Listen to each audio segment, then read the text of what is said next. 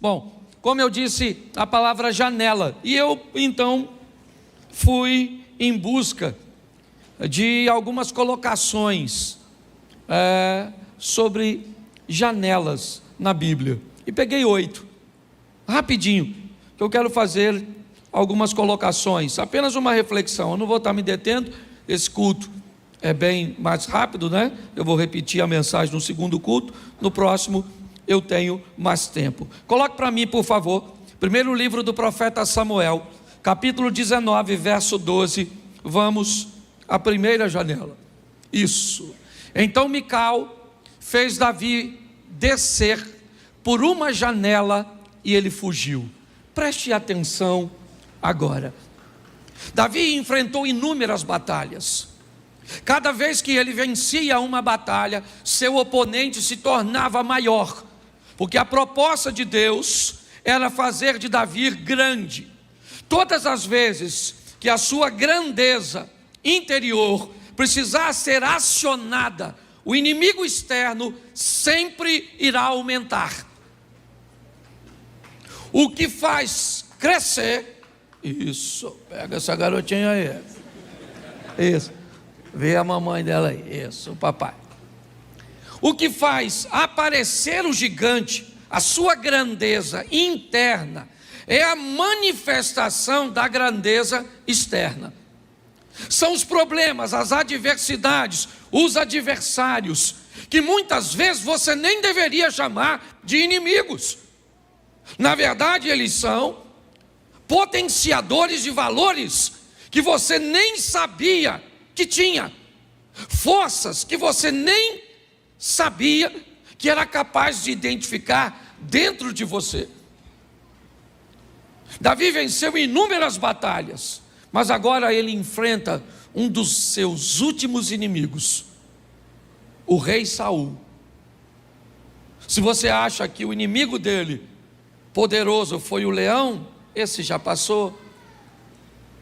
Depois vem um urso, depois vem um gigante. E note que só vai crescendo. Após o gigante, que era um inimigo externo, um filisteu, agora ele tem um inimigo interno, próximo, que é Saul. Um cara que tem a distância de uma lança para matá-lo. Golias está ao tiro de uma pedra. E é um estrangeiro. Quando você olha agora, esse tempo já passou. O inimigo agora é o cara que você toca para ele dormir. É lógico que você já me ouviu falar disso, o campo de batalha mudou, porque Deus está estudando você e a mim. E o diabo também. Ou melhor, Deus nos conhece, o diabo nos estuda, buscando uma ocasião contra nós. Quando o diabo decide que lança de rei, espada de gigante, garras de urso e presas de leão não matam Davi, ele liga para uma mulher nua. Por quê? Porque todas as vezes que o campo de batalha muda, pessoas ficam confusas. Mas preste atenção, porque uma janela da casa de Davi, uma mesma janela que provavelmente trouxe problemas para ele, quando ele dançava, e a mesma mulher que o criticou, agora faz com que a janela daquela casa sirva de fuga para seu marido. Mical vai defender Davi de seu próprio pai. Ela só não morre por ser filha do rei. Qualquer outro que tivesse se colocado entre Saul e Davi teria morrido. A única pessoa que poderia salvar Davi e continuar viva naquela ocasião era Mical. E por onde ela fez Davi descer? Por uma janela. Ludibriou os soldados colocando, ou forjando na cama de Davi, uma imagem, um ídolo para se passar por ele. Mas pastor, qual é o significado? E é isso que eu quero falar, a janela do amor.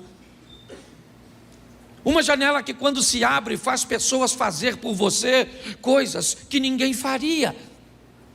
Uma das janelas mais belas É ver alguém fazer por você algo extraordinário porque te ama. Te apresentar um Cristo que pode tirar e livrar você da morte porque te ama. Buscar uma situação onde pode te aconselhar e te fazer o bem e te afastar do mal. A janela de Mical é a janela do amor. Aquele momento onde um ambiente muda, porque a pessoa coloca a sua própria vida em risco para salvar a sua. É o momento que a janela se abre na história para alguém dar a vida, para colocar o nosso nome no livro de Deus, para colocar a nossa história num poder de alcançar a eternidade. A janela de Mical me inspirou a olhar e ver como o amor é capaz de alcançar pessoas. Uma janela que estava aberta, é verdade, mas que anda se fechando. A cada dia que passa, o amor se esfria. As pessoas estão menos preocupadas ou sensibilizadas com aquilo que está acontecendo na vida do outro. Parece que o que vale é a minha vida, o que importa é o que eu estou vivendo. Eu queria impulsionar você a entender que essa janela do amor em Cristo ou por Cristo está sempre aberta e que é importante que você mantenha essa janela de fazer o bem, de levar a outras pessoas a possibilidade de encontrar vida, de escapar da morte aqui no sentido literal, é verdade, mas eu estou falando num sentido também literal, mas numa área espiritual. A segunda janela que eu quero mostrar para você tem que ser rapidinho. Josué capítulo 2, verso 15, me ajude aí. Josué 2, 15, é a segunda janela. Isso. Então Raabe os ajudou a descer pela janela com uma corda, pois a casa em que morava jazia perto do muro da cidade. Preste atenção, a janela da casa de uma prostituta, aliás, diga-se de passagem, uma confusão tremenda. Porque como é que Deus leva seus missionários, emissários, espias, coloque como você quiser, justamente na casa de uma prostituta? O último lugar que esperaríamos ver Deus é num ambiente desse, um ambiente promíscuo. Mas contrariando a visão religiosa, contrariando as perspectivas, ele vai até Jericó e entra com seus espias na casa de uma prostituta, que aliás vai aproveitar a oportunidade de, já que Deus está passando por aqui, eu vou aproveitar essa oportunidade e vou mudar a história da minha vida. E quando alguém quer mudar sua história, Deus não está preocupado com quem você era ou é. Deus está querendo saber quem você deseja ser nele. Deus não tem problema com o seu passado e com o seu presente. O que Ele está de olho é no seu futuro. Essa mulher que você acha indigna, e aparentemente eu também, aparece na genealogia de Cristo, no capítulo 1 de Mateus, no verso 5. Raabe, a meretriz, recebe uma oportunidade e aproveita. Que janela é essa, pastor? A janela da casa de Raabe, que, por favor, entenda, quando a gente fala muralha de Jericó, eu rompi com alguns paradigmas lá. Primeiro porque me disseram que a muralha era muito grossa. Alguém já ouviu falar que a muralha de Jericó era muito espessa? Sim ou não? Dava para passar o que em cima?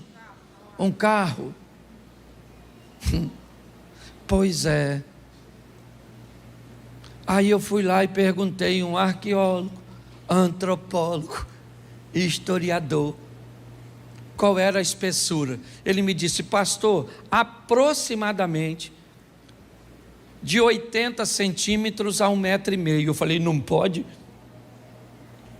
Ele disse: por que não pode? Eu falei: porque Raabe morava em cima do muro. Ele me disse: ninguém morava em cima de muro nenhum, porque o muro era um local de passagem para os soldados combater os inimigos que moram do lado de fora. ou que atacava pelo lado de fora. Se alguém mora em cima do muro, quando o soldado chega naquela, como é que ele passa para combater? Aí eu falei, é mesmo. E ele me disse outra coisa, na época inserida da muralha não existia armas de arremesso, o que indica que ninguém tinha como transpor aquelas muralhas com equipamento bélico. Ele disse, depois a muralha engrossou por causa das armas de arremesso. Depois não adiantava mais engrossar, porque veio os mísseis.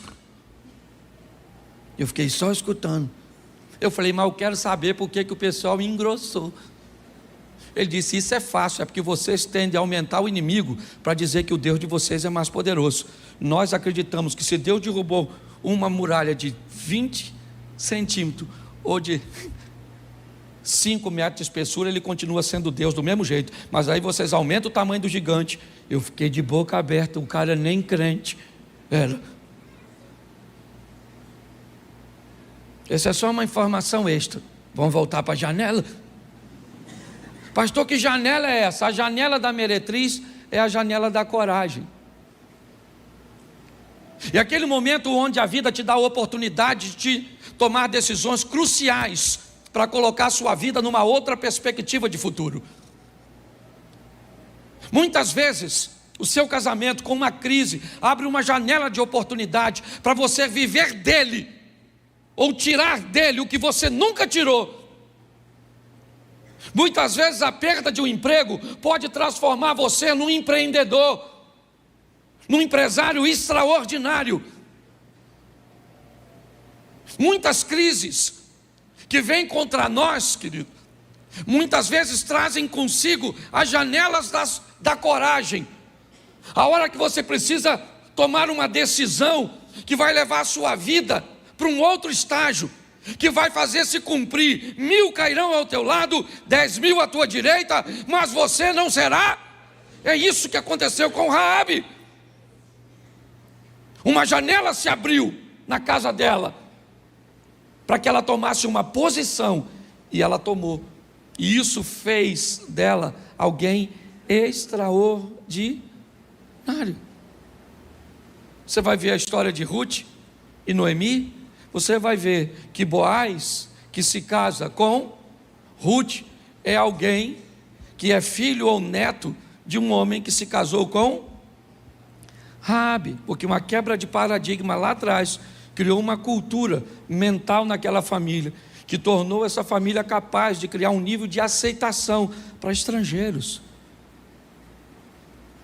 Quando a nossa mente muda, transformáveis pela renovação da vossa mente, para que você descubra qual é a boa, perfeita e agradável. O tempo inteiro janelas estão se abrindo, algumas dando a oportunidade de você manifestar o amor, ou de recebê-lo, outras de tomar decisões corajosas, como fez Raabe. Só salvou a família dela, e ela foi embora e escreveu o seu nome na história. Posso ouvir um amém? Amém. A terceira janela, vamos lá, segundo livro dos Reis, capítulo 9, verso 30. Segundo Reis 9:30. Isso. Em seguida Jeú entrou em Jezreel, e ao saber disso Jezabel pintou os olhos, arrumou o cabelo e ficou olhando de uma janela do palácio. Preste atenção, porque a janela de Jezabel é a janela da justiça. Isso. É quando a justiça entra em cena. Quem era Jezabel? Filha de Etbaal, rei dos Sidônios. Quem ela era? Esposa de Acabe, rei. Quem era Acabe? Um cara frouxo, fraco, que não conseguia conter o ímpeto de sua mulher. Jezabel matou os profetas. Era uma mulher temida. Mas num determinado momento, ela manda matar um cara que o marido dela quer uma propriedade que estava do lado. E o marido dela, Acabe, foi comprar a propriedade de Nabote. E quando Nabote disse, eu não vou vender, porque ele não podia vender aquela terra. A terra não era dele. Se você conhece um pouco da história, se você vendesse a sua terra para alguém, depois de 7 anos, ela teria que voltar. Então não se vendia a terra. Só que a cabeça, o modelo mental de Jezabel não entende isso. Por quê? Porque Acabe se prendeu a um jugo desigual. Então ele trouxe para Israel uma mentalidade que não entendia o que estava acontecendo. Esse é o grande problema. Quando isso acontece, o que nós vemos? Nós vemos um conflito administrativo dentro do ambiente onde Deus deveria estar controlando. Acabe que é fraco, Jezabel que é forte. Porque o grande questão, queridas irmãs, eu não tenho problema com mulher forte. O problema, na verdade, são homens fracos. A verdade é essa: mulheres não se vestem mais. A cada dia que passa, Abner, elas vão ficar mais nuas. É assim que funciona. Hoje, mulheres vêm para a igreja com roupas que eu olho como pastor e digo: sangue de Jesus tem poder. E olha que nós não somos uma igreja daquela xiita, mas tem irmã. Esse dia eu vi uma irmã, falei: sangue veio para a igreja e vem aqui. Às vezes sobe, eu estou ali, a minha mulher já me olha, como quem diz: vai fazer alguma coisa? E eu falei: olha. Você pensa que é brincadeira, mas não é não. O que acontece é que hoje, homens, aprendam uma coisa: elas vão continuar, e muitas, é difícil falar isso, elas vão continuar diminuindo a roupa, e você vai ter que aprender a direcionar o olhar e descobrir o que é que te pertence e o que é que não te pertence. Se o homem não souber fazer isso, ele vai estar perdido. Visões diferentes. Quando olhamos para esse texto, o que vemos?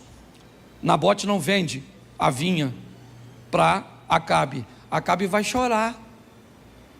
Quando Acabe chora, a mente de Jezabel fica confusa, porque ela vem de uma cultura onde a força do monarca, onde o poder, o rei é poderoso e ninguém diz não para ele, porque até o ar daquele ambiente pertence ao monarca.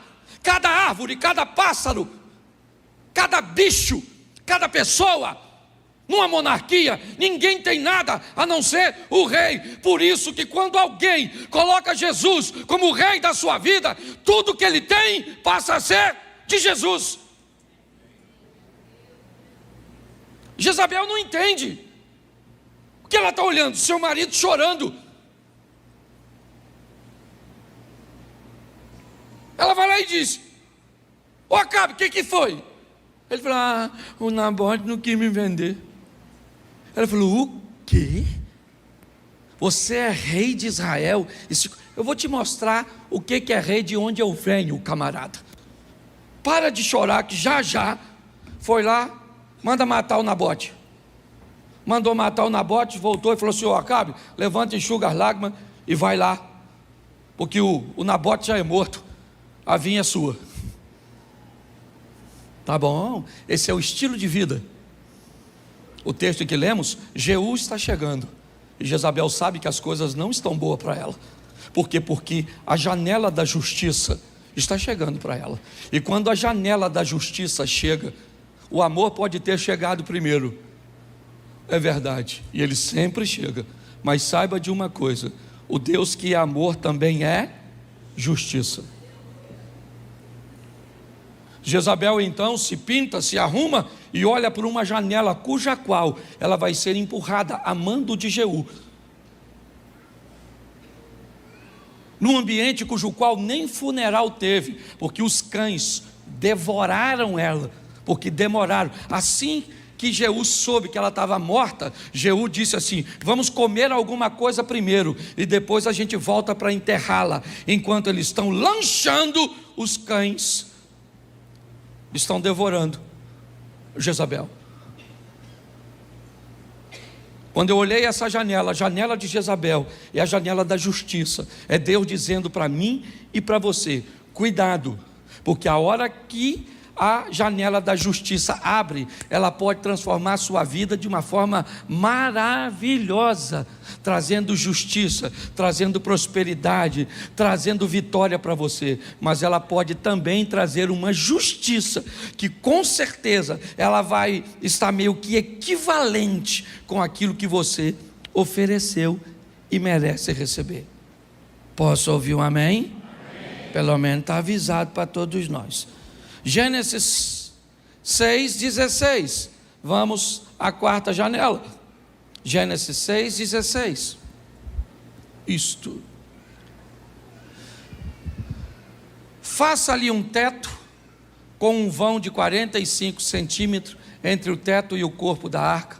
Coloque uma porta lateral na arca e faça um andar superior, um médio e um inferior. Deixa eu ler na minha tradução. Farás na arca uma janela, a primeira medida que você está vendo, de um côvado, e acabarás em cima, e a porta da arca porás ao lado. Farás andares, baixo, segundo e terceiro. Deixa eu só te dar uma informaçãozinha também para efeito de organização na sua mente. Quando você via os filmes de antigamente, de Noé e os animais indo, lembra que você via um elefante grandão, sim ou não? Uma girafa grandona, sim ou não? Um leãozão grandão, sim ou não? A Bíblia nunca disse isso. A Bíblia apenas disse que era um casal.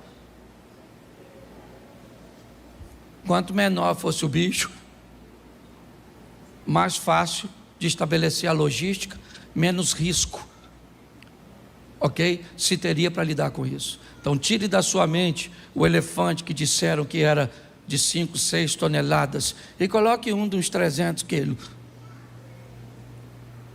Tire a girafa do pescoção e diminua o pescoço da bichinha. Tire o leãozão e bote um leãozinho.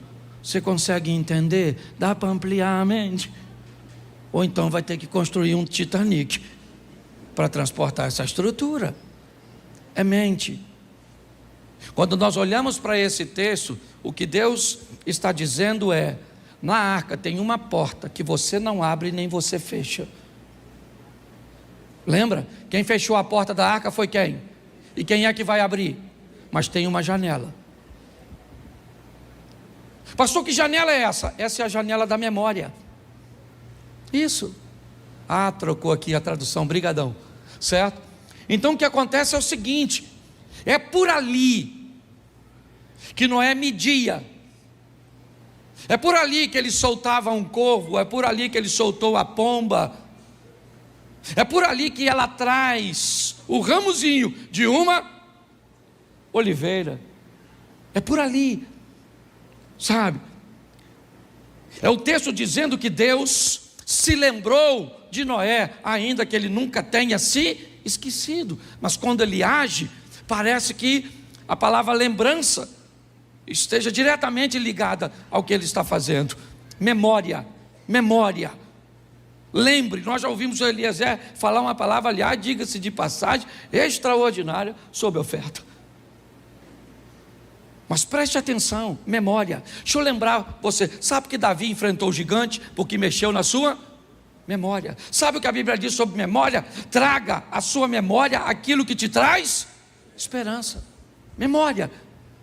As janelas que lembram, não aquilo que ele vai fazer, porque ele não nos deve nada, mas tudo aquilo que ele já nos fez até aqui. Até aqui nos ajudou e por isso nós estamos. É assim. É a janela da memória, porque se tem uma coisa que as pessoas têm facilidade de esquecer, são as coisas que fizemos de bom. Uma das maiores dores é ingratidão, gente.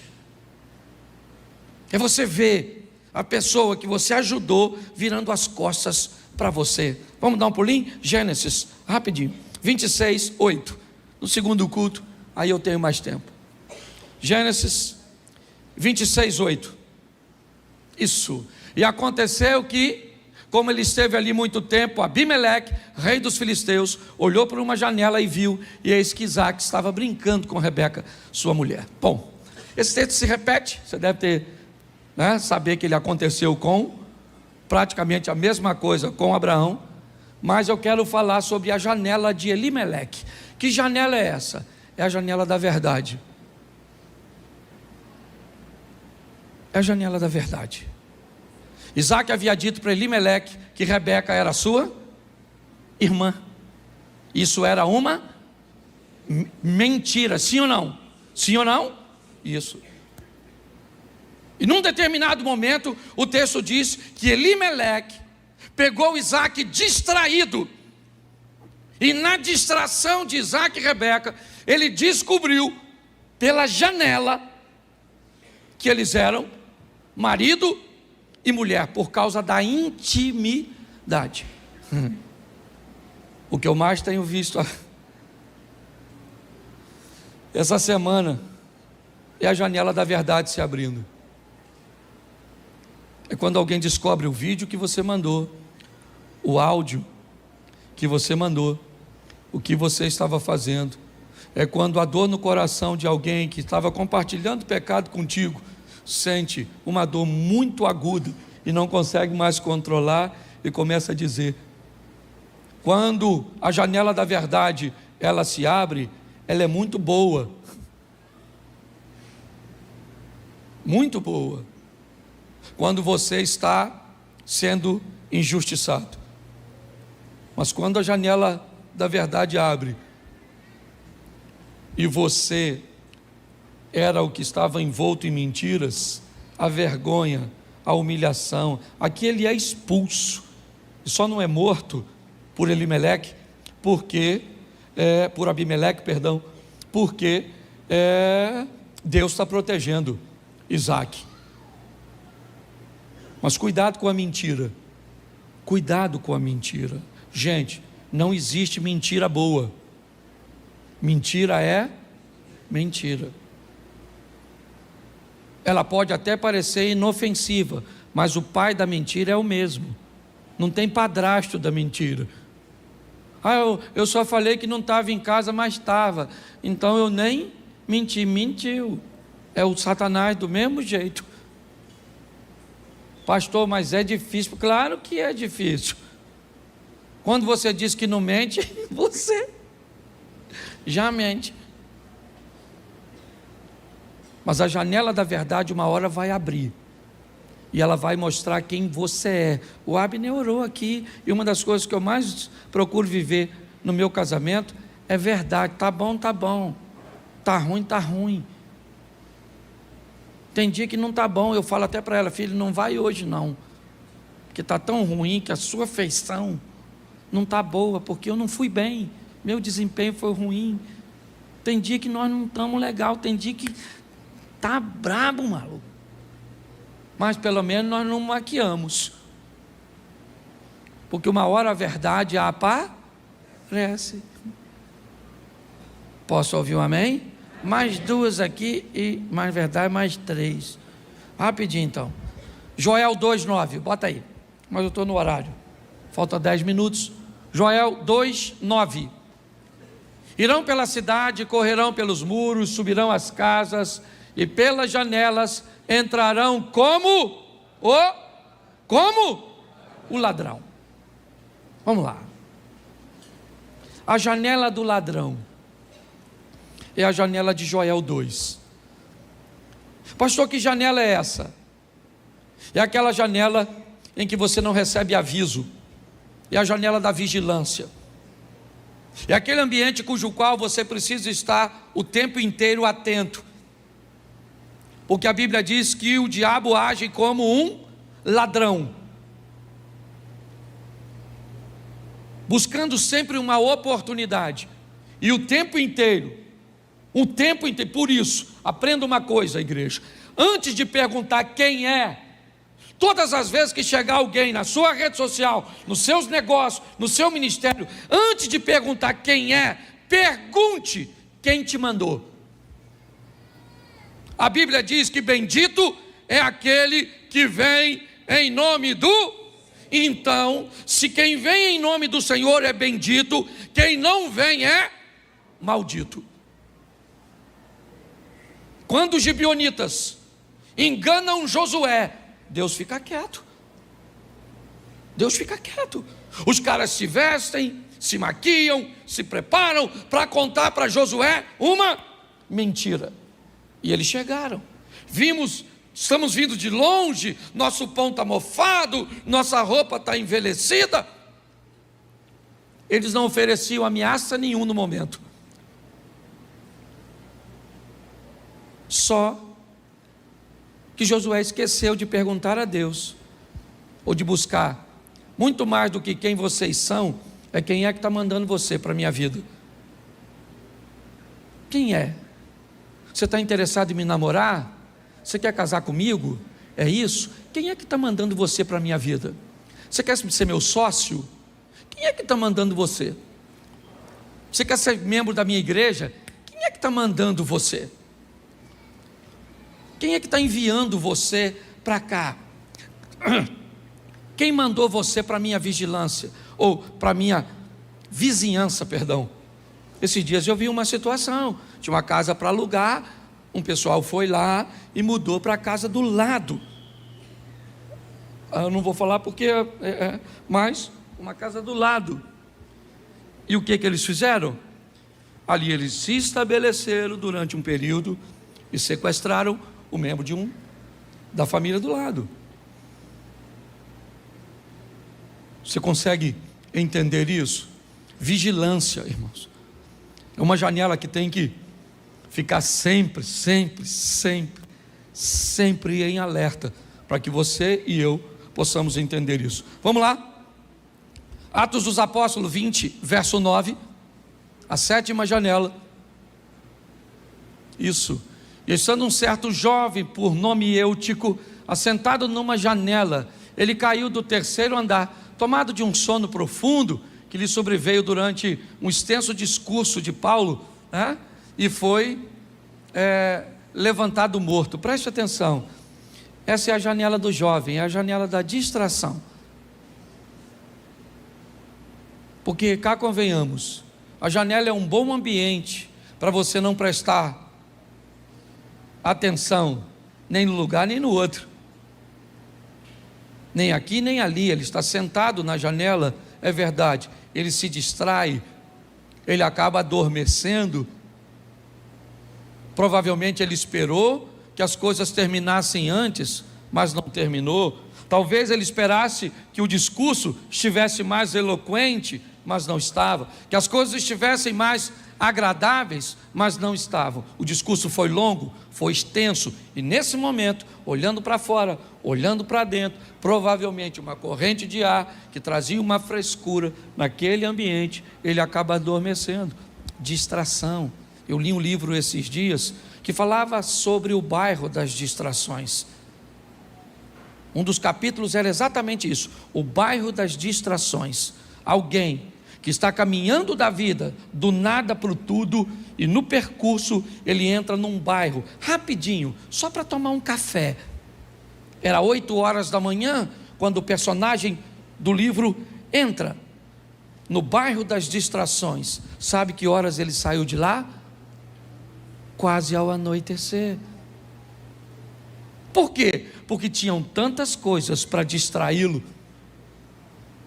que ele esqueceu. O bairro das distrações, o ambiente que busca te distrair, tem a proposta em si de impedir que você continue progredindo, ou então que você atrase muito, né, a sua viagem.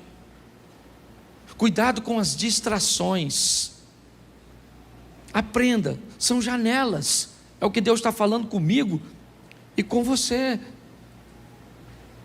Te distrair é algo extraordinário para o mal, porque faz você perca a coisa mais valiosa que você tem. O que é? Tempo. É manter você num lugar onde você não caminhe. Quando eu vi aquilo, ele foi ali, mas aí ele passou na frente de uma loja, ele viu e tinha alguém, e ele foi bater um papo com fulano. Quando ele deu por si, já estava anoitecendo, e ele ficou tão distraído que esqueceu de dar sequência. Está assim de gente, ó. Sua vida não anda porque você está sempre distraído, envoltos numa série de coisas que não está trazendo benefício nenhum para você. E vamos lá, o último. Bota para a gente, eu termino aqui. Segunda carta do apóstolo Paulo aos Coríntios, capítulo 11, verso 33. 2 Coríntios 11, 33. E fui descido num cesto por uma janela da muralha, e assim escapei das suas mãos. A última janela é a janela do livramento. É aquela janela que parece que Deus abre em última instância, para mim e para você. O apóstolo Paulo está escapando, como ele mesmo disse, amarrado num cesto, descendo por uma janela. Um momento que dá a ele a capacidade ou a condição de fugir de um ambiente cujo qual lhe retiraria a vida. Irmãos, o tempo inteiro, deixa eu pegar aqui e a gente termina, é o amor que vem em janelas que abre ou que fecha para você, é a coragem que faz você tomar decisões ou não que mude sua vida, é a justiça que traz para você coisas boas ou que traz para você coisas ruins. Isso é justiça, é trazer o que você merece. Memória é a janela que faz com que você se lembre de tudo aquilo que você já viveu, e talvez isso defina o seu comportamento. Davi só enfrentou Golias, ele foi bem claro ao dizer para Saul: eu só vou encarar esse gigante porque a minha memória me diz que eu venci leão e urso. É a janela da verdade, e ela vai se abrir. Pode ter certeza que ela vai mostrar para todo mundo, uma hora ou outra, quem você é. É a janela da vigilância, que mostra para você: fique sempre atento, cuidado, vigie o tempo inteiro. É a janela ou da distração, que é aquele momento onde você acaba se perdendo e gastando energias e forças em ambientes que não vão te levar em lugar nenhum, seja prazeroso ou doloroso. E a janela do livramento, que é aquele ambiente, eu deixei ela por último porque talvez você precise dela hoje. Fique de pé e nós vamos orar. Depois você pode pegar as informações aí na nossa rede social, pegar a mensagem, pegar o texto, avaliar, ok? E ver nas janelas que eu te dei como exemplo, o que pode falar melhor ao seu coração. Feche seus olhos. Pai, em nome de Jesus, o tempo inteiro estamos recebendo a oportunidade do Senhor de rever nossos valores, de reavaliar nossos posicionamentos, e muitas vezes nós não entendemos que é uma janela de amor aberta. Muitas vezes não entendemos que uma hora a justiça, a verdade, ela vai aparecer. Nos livre, ó Deus, dessa mentalidade de que vamos viver para sempre e de que teremos o tempo do mundo para corrigir, para nos reposicionarmos. E isso não é verdade. Toma a tua igreja, e muito obrigado pela maturidade que o Senhor tem oferecido, pelo esclarecimento que o Senhor nos tem dado. Leva-nos para uma semana de bênção, uma semana de vitória, uma semana de boas notícias, uma semana de bons negócios, uma semana onde teremos lá fora oportunidades abertas para usarmos aquilo que aprendemos aqui dentro. Muito obrigado, Senhor. Que ninguém se perca. Esse é o desejo do meu coração. Que ninguém se perca, Pai. Que o grande amor de Deus, nosso Pai, a graça de nosso Senhor e Salvador Jesus Cristo e as doces consolações do Santo Espírito de Deus seja para com todo o povo do Senhor, e todos digam. Na Bíblia, poucas pessoas gozaram de um privilégio de estar a sós com Jesus. Pouquíssimas passagens bíblicas nos mostram que até mesmo os discípulos conseguiam estar com Ele em momentos particulares, onde era só Jesus e o indivíduo. Jesus estava sempre envolto em muita gente, ao redor de muita gente, sempre muito ocupado. Havia muitas demandas, né? Até os 30 anos, enquanto ele vivia uma vida ordinária, comum. Mas quando ele começa a mostrar quem ele é, quando o extraordinário começa a fazer parte de sua vida, ele já não consegue mais muitos momentos de tranquilidade. Você vê que quando ele quer ficar a sós, ele precisa se retirar para um monte, ele precisa criar um ambiente pouco interessante para as pessoas, que não seja muito confortável para essas pessoas. Por que é que ele se isolava? Porque o monte era mais poderoso? Não. Por que é que ele ia orar na madrugada? Porque quando ele fazia assim, diminuía a intenção das pessoas de acompanhá-lo. Porque era madrugada, era perigoso lidar com algum animal selvagem, era muito frio a madrugada normalmente. Então ele tomava algumas decisões muito simples para buscar ficar sozinho. Mas todas as vezes que ele vinha para os lugarejos, para as pequenas cidades, inevitavelmente ele estava envolto nas multidões. Ou seja, pouquíssimas pessoas tiveram o privilégio de estar face a face com Jesus sozinhas. E hoje eu quero mostrar para vocês duas dessas passagens, só para que possamos refletir um pouco sobre elas. Dois encontros, uma mulher e um homem. Meu propósito é trazer uma visão universal, é mostrar que para Deus, todos nós, independente de homens ou de mulheres, receberemos dele a mesma oportunidade de mudarmos de vida.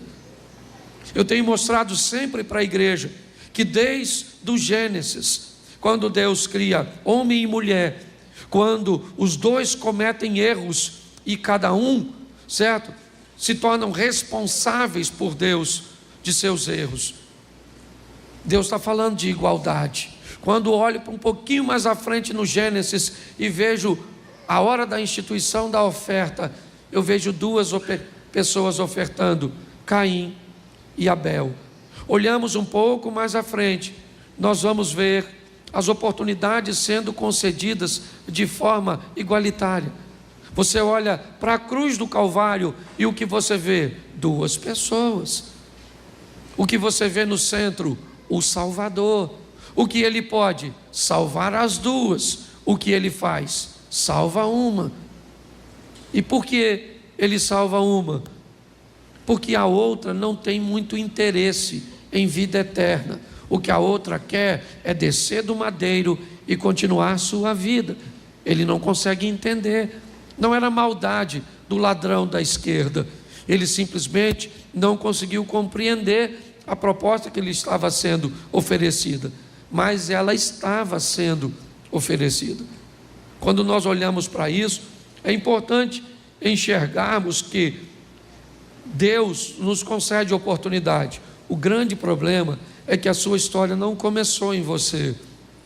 Ela pode ter começado, e certamente começou, no seu pai, no seu avô, no seu bisavô. Então tem muitas pessoas que tomaram decisões anterior a você. E essas decisões, talvez, elas não foram compatíveis com a pessoa que está do seu lado. Então hoje você pode ver alguém que parece ter mais vantagens do que você na vida.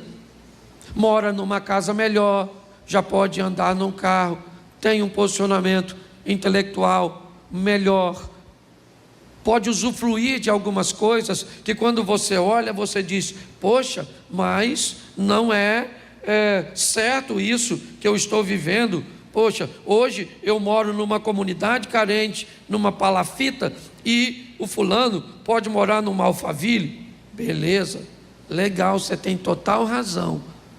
Mas vamos buscar um pouco atrás, 2 ou 3 gerações, e vamos descobrir de onde é que os bisavós daquele que estão ali no Alphaville vieram. Às vezes da mesma cidade que veio seu bisavô. Às vezes eram até vizinhos, estudaram na mesma escola. Então é muito importante nós entendermos uma coisa, se você quer caminhar com Deus, é que Ele é justo. É muito importante entendermos que a Bíblia diz que o Deus é amor, amor, amor, amor, amor. Mas, e o que é fogo consumidor, que Ele também é? E o que é justiça, que Ele também é? Será que muitas vezes eu não estou tentando manipular uma informação para que ela me favoreça? Então eu quero te mostrar rapidinho, sabe?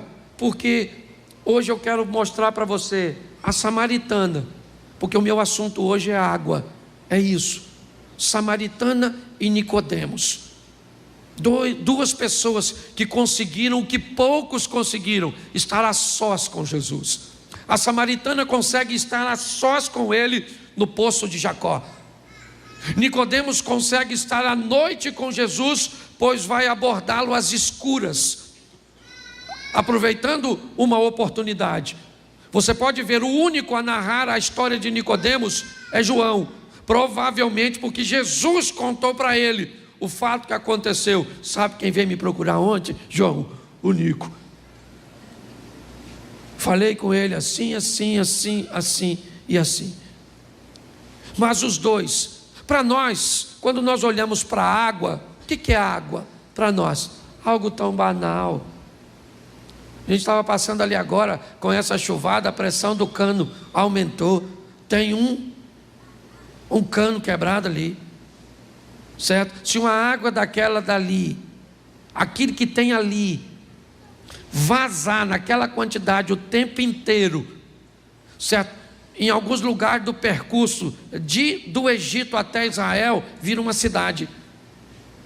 Nós não sabemos o que é água. Quando a Bíblia fala de água, para nós é aquilo que sai na nossa torneira. Você está entendendo?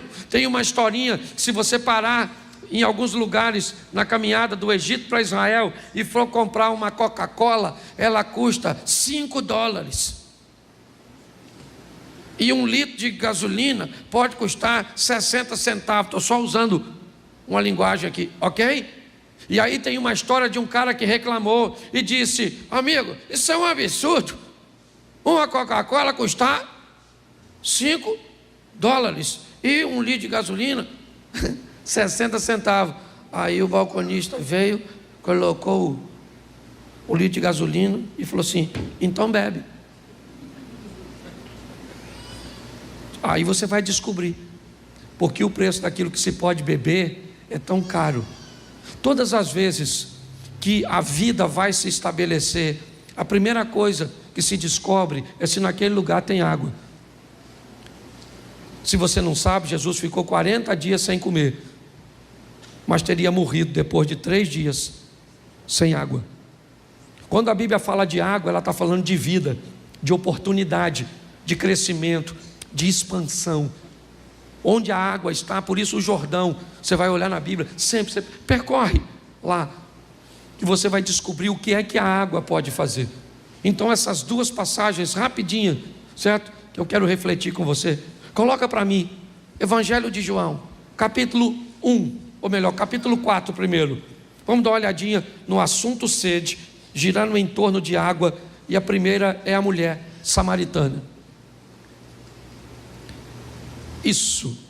Quando o Senhor veio a saber que os fariseus tinham ouvido que Jesus fazia e que batizava mais discípulos que João, ora ainda que Jesus mesmo não batizava, mas sim os seus discípulos, ele saiu da Judéia e foi outra vez para a Galiléia. Era necessário passar por Samaria. Foi ter em Samaria, numa cidade chamada Sicar, junto à herdade que Jacó havia dado para o seu filho José. Estava ali a fonte de Jacó. Jesus, cansado do caminho, assentou-se junto à fonte, certo? E veio uma mulher de Samaria tirar água e disse: Jesus, dá-me de beber. E ela disse: como tu, sendo judeu, me pede de beber a mim, que sou mulher samaritana?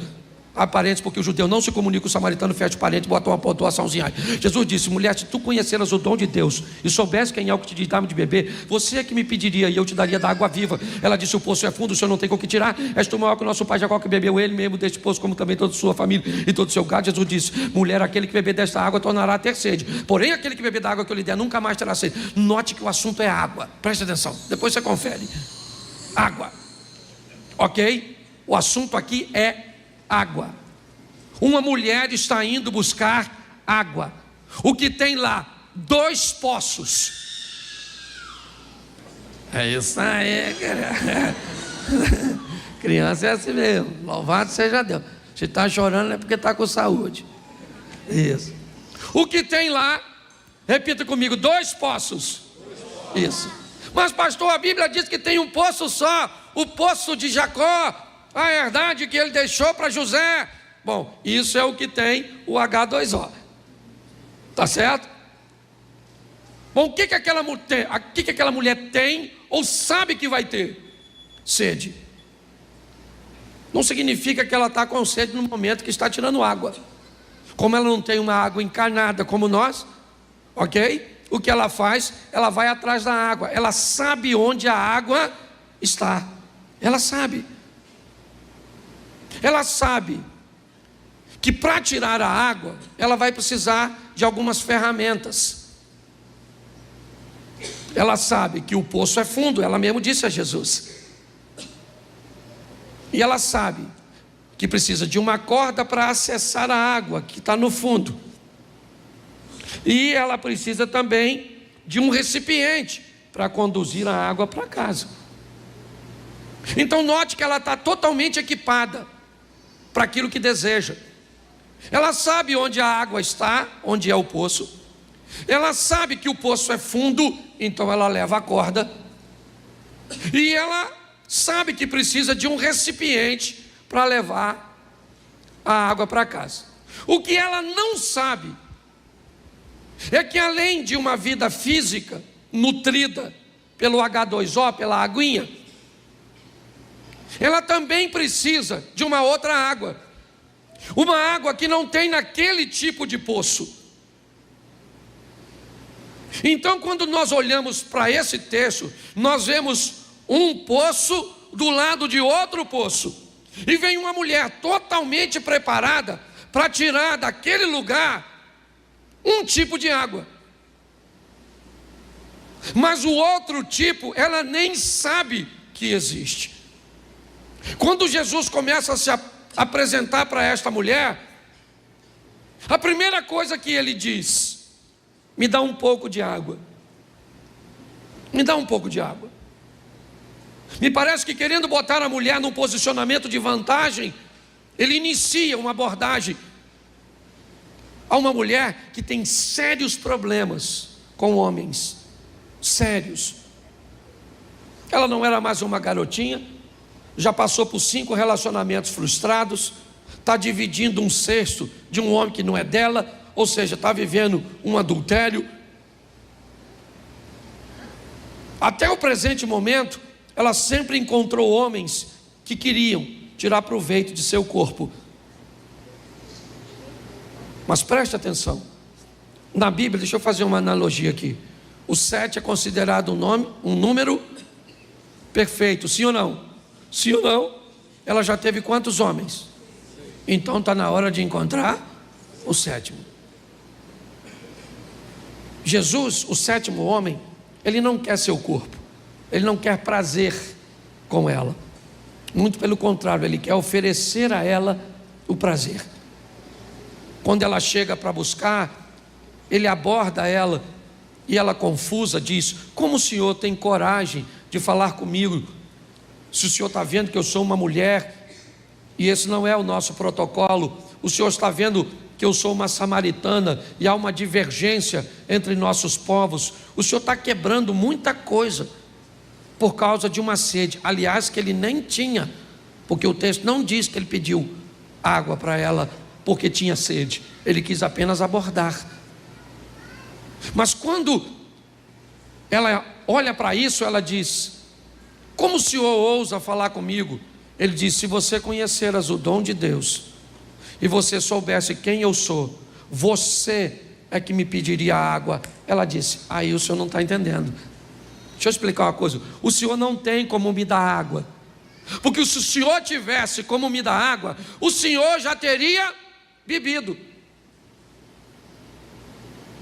Eu vou falar para o senhor: o poço é fundo, e eu não estou vendo o senhor com nenhuma ferramenta capaz de tirar aquela água. E ele está dizendo: mas eu não estou falando daquela água, eu estou falando da felicidade que você está buscando. Eu estou falando da plenitude que você está buscando na vida. Eu estou falando que você, mulher, está buscando felicidade, satisfação, prazer e realização no poço errado,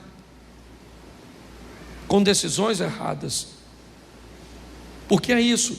Qual é o problema da felicidade? O problema é que todo mundo deseja alcançá-la, mas o problema é que onde ela vai estar?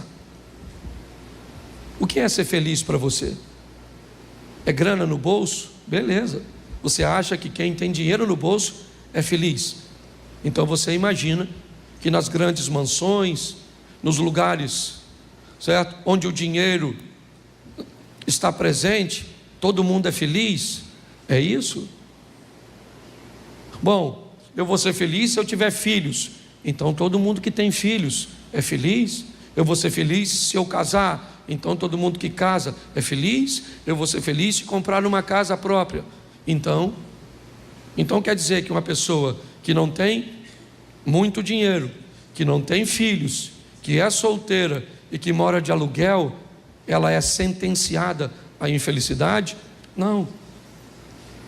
Jesus está mostrando para ela o seguinte: a senhora tem sede, e quando é sede do seu corpo, a senhora sabe onde buscar e tem ferramentas para levar. Mas quando é sede de alma, eu vou falar para a senhora: eu sou, certo, uma fonte de água viva, que vou entrar na senhora, e a senhora nunca mais vai ter sede. Nunca mais a senhora vai precisar de nada para te fazer feliz, porque feliz eu vou te fazer feliz. Você está entendendo? Hoje as pessoas estão buscando por isso. Eu quero ser feliz se eu tiver isso, eu não vou ser feliz, eu não vou. Então tá bom. E se você não alcançar o que quer? Você mesmo determinou a sua infelicidade. Se eu não tiver filho, eu não sou feliz. Então tá bom, cara. É isso, sua felicidade está condicionada a essa situação. E se você não alcançar? Porque às vezes o que você almeja tanto para você não é o que Deus tem para você. E aí? Engole essa. Mas sabe o que me encanta? É que ela não entende, mas entra no negócio. Ela falou: o poço é fundo, o senhor não tem com que tirar. O senhor é maior que o nosso pai Jacó, que bebeu ele mesmo deste poço, toda a sua família e todo o seu gado. Jesus falou assim: ô mulher, vou falar uma coisa para tu. Escute só. Quem beber dessa água, volta aqui para buscar amanhã. Agora quem beber de mim não precisa de ir mais a lugar nenhum, porque eu sou suficiente para fazer qualquer pessoa ficar saciada. Ela pensou que ele estava falando da água. Ela falou assim: aí Jesus, então me dá dessa água aí, para eu não vir mais buscar essa. Ele deve ter falado: difícil.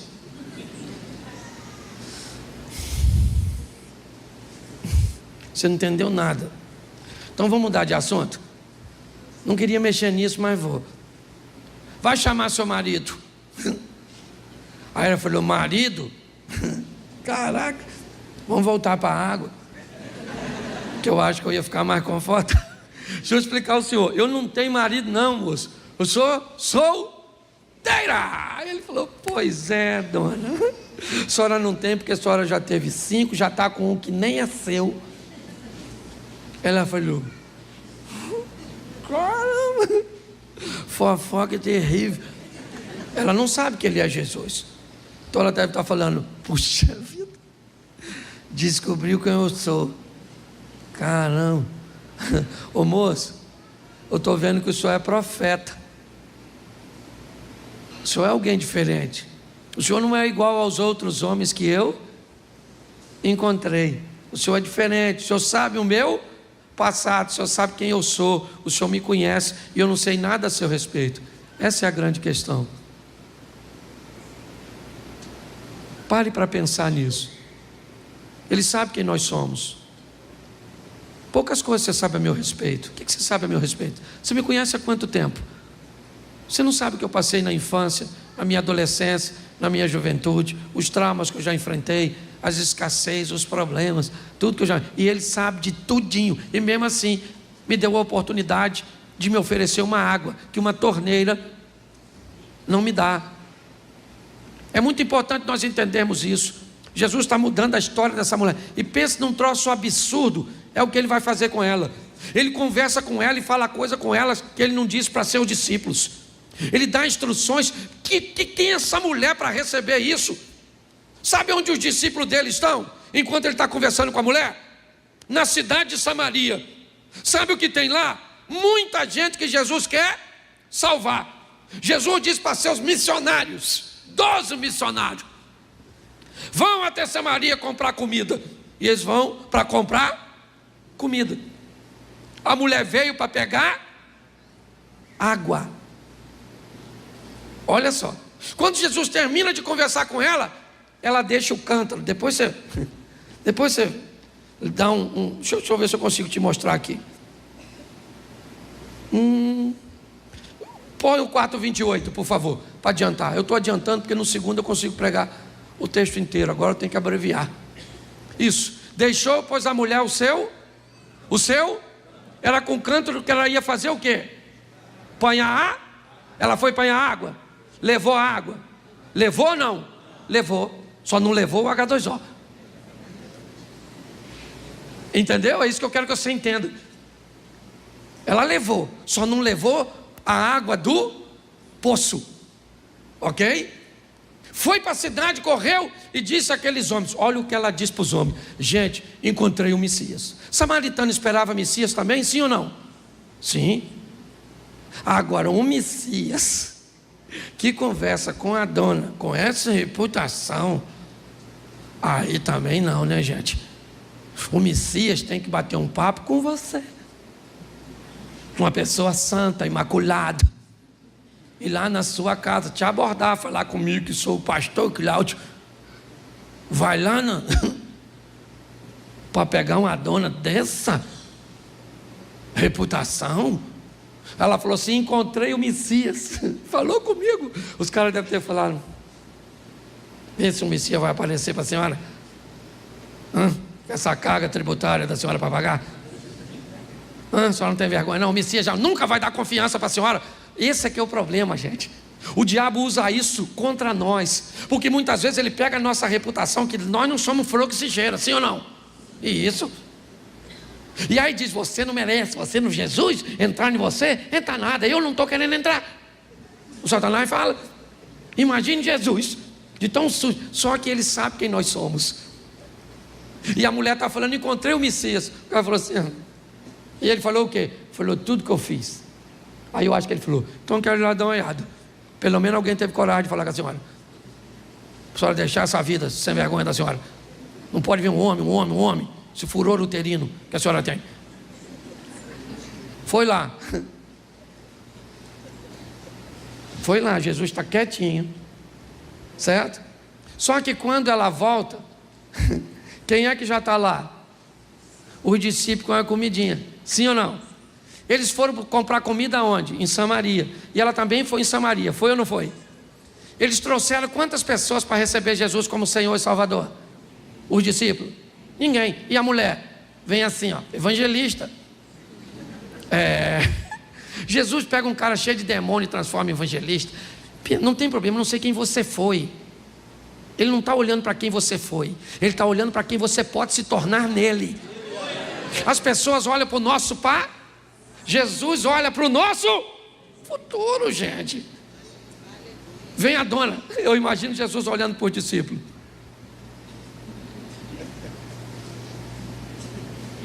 Aquilo é que é evangelista. Olha como é que a dona vem cheia de alma e vocês vêm cheio de sacolinha do supermercado. O que é que ela trouxe? Gente que também tinha sede. Quando você olha para essa mulher, você descobre um evangelho que pode mudar pessoas na hora. Porque tem gente que muda na hora. deixa tudo para trás, passa a ler a Bíblia, a orar. Tem gente que muda instantaneamente, sim ou não? E de forma descarada. Mas esse não é o único modelo. E aí eu quero te mostrar o outro camarada que também encontrou com Jesus sozinho, o tal do Nicodemos. O assunto também ainda continua sobre água, só que não é uma água para beber, é uma água para tomar banho. A água do Nicodemos, certo? É uma água simbólica que Jesus está falando. E coloca aí João 3:2. Note que eu peguei os dois textos para ficar fácil, João 3 e João 4, que depois fica fácil você conferir em casa. Lê essa história, João capítulo 3, verso 2. E foi ter de noite com Jesus e disse-lhe: Rabi, bem sabemos que és mestre vindo de Deus, porque ninguém pode fazer esses sinais que tu fazes, se Deus não for com ele. Preste atenção, o que ele tem? Sede. Mas pastor, que sede? Ele não tem cântaro, ele não tem corda, não tem água aqui. Nicodemos tem uma questão na sua mente, ele não consegue entender. Quando a Bíblia diz sede e fome de justiça, ok? Ela não está falando de uma sede de água. Então é uma linguagem figurada.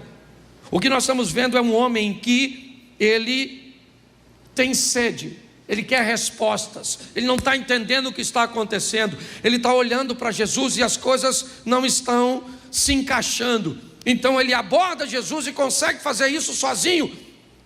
De noite foi ter com Jesus e disse-lhe: Rabi, bem sabemos que és mestre vindo de Deus, porque ninguém pode fazer os sinais que tu fazes se Deus não for com ele. E Jesus disse: Nicodemos, certo? Aquele que não nascer de novo não pode entrar no reino de Deus. Nicodemos diz: mas como pode ser um homem velho nascer de novo? Poderia ele voltar ao ventre de sua mãe para nascer? Aí Jesus usa a água. Não, aquele que nascer da água e do Espírito. Aquele que nasce da carne é carne, aquele que nasce do Espírito é Espírito. Preste atenção, porque a água está aqui agora e numa outra posição, ok?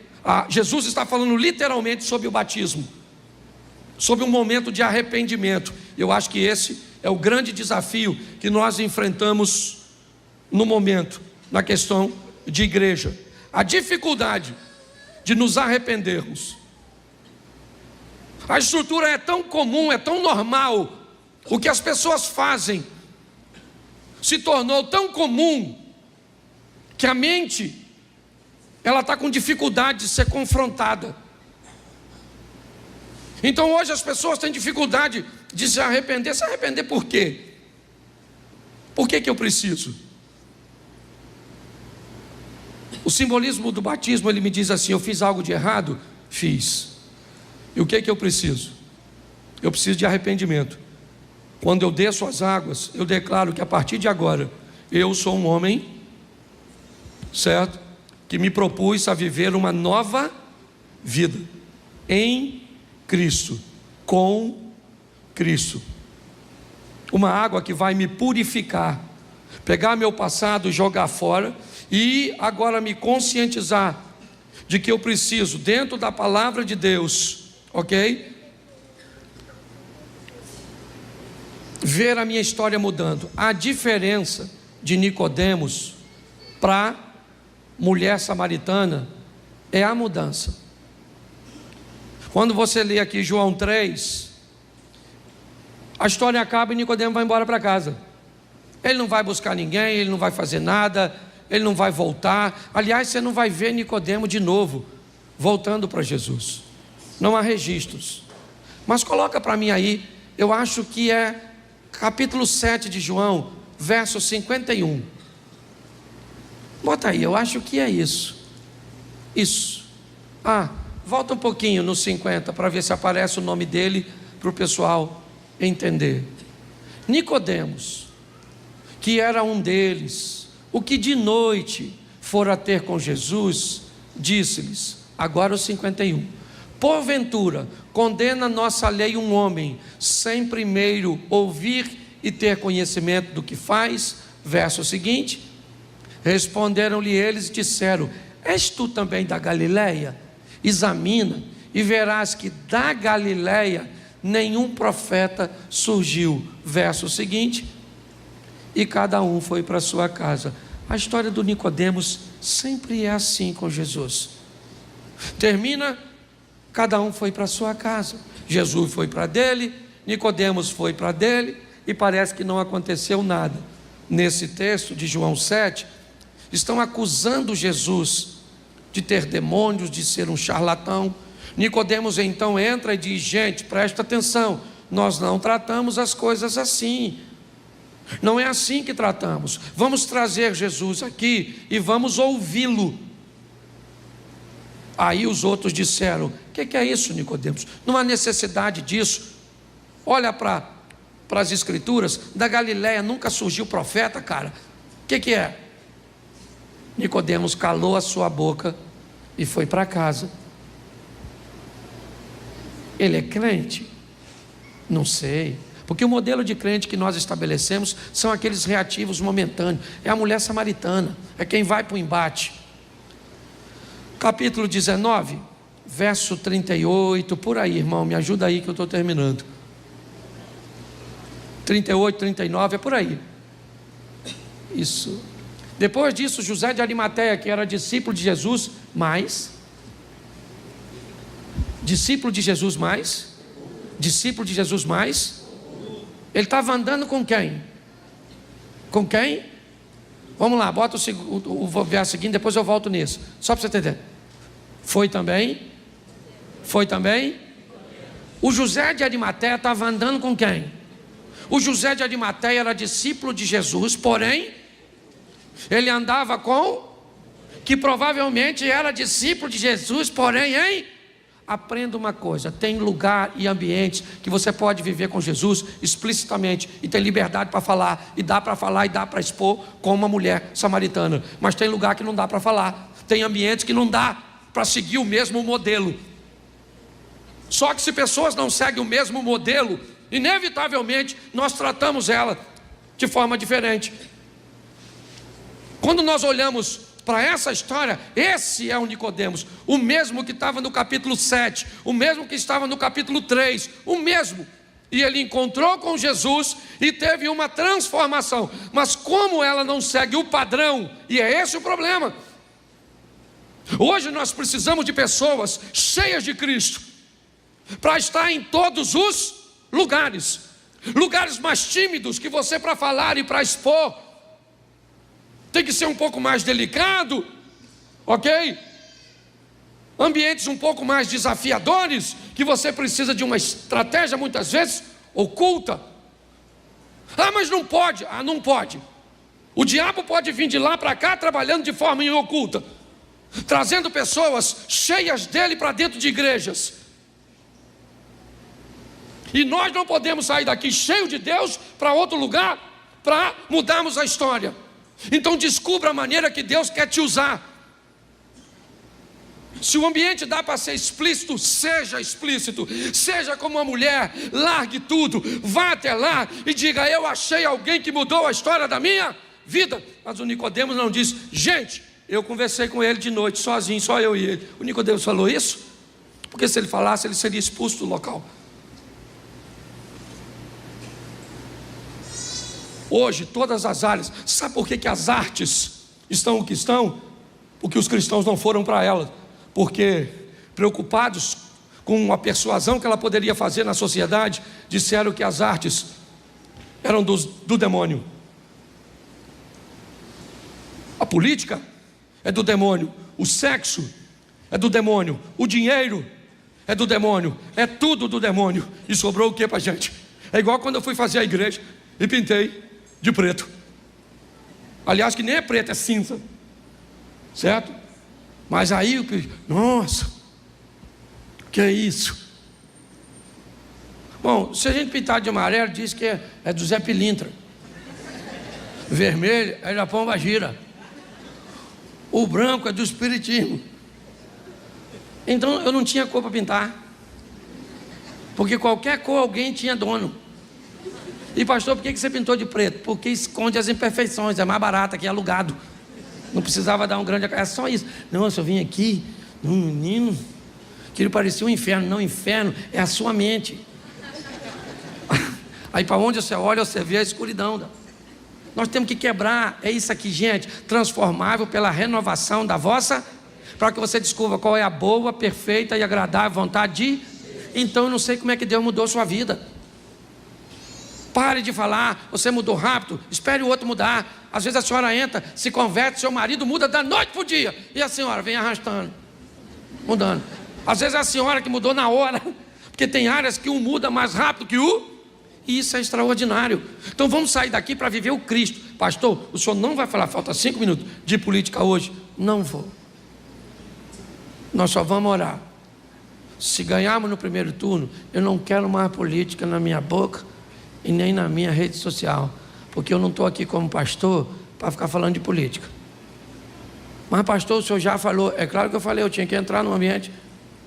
Tá certo? Hoje fiz minha última postagem, tirei uma foto com essa dona, postamos, cumprimos lá nossa obrigação de cidadania, porque eu sou pastor, posso falar de nada, tudo que eu falo eu sou pastor. Falo de sexo, não posso falar que eu sou pastor. Pensa se eu fosse falar com ela, amor, vamos fazer sexo, e ela falasse, ô Cláudio, você é pastor. Você não pode falar disso comigo não. Olha o Cláudio no sal. Aí eu vou falar de política, eu vou falar tudo que eu for falar, eu sou cidadão.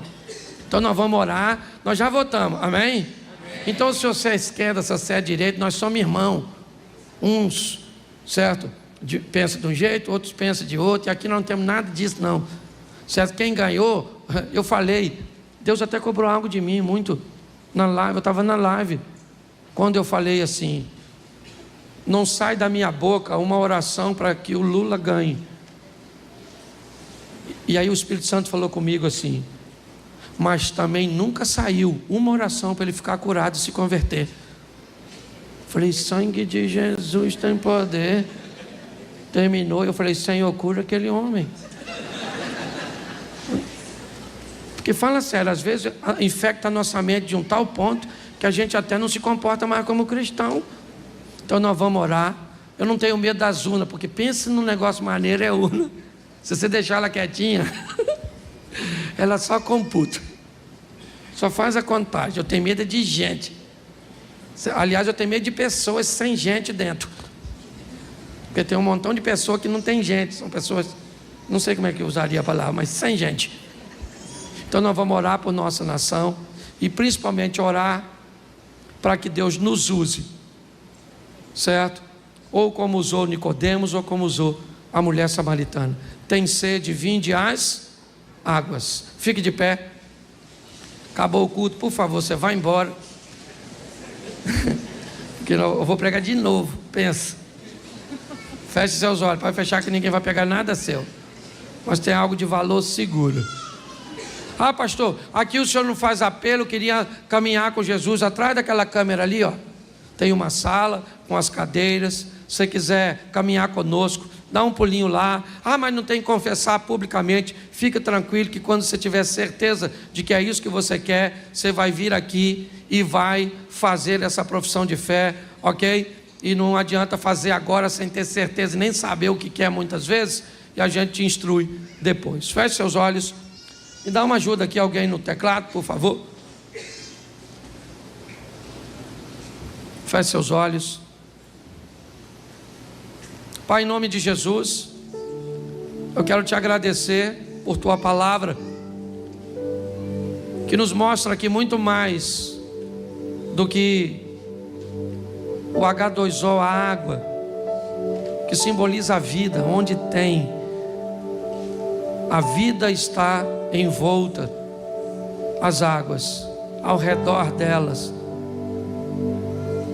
Mas nós não precisamos apenas, seres humanos, os outros seres, bastam o H2O e é suficiente. Mas a nossa alma precisa de uma outra água, que todas as outras criaturas não têm necessidade, mas nós temos.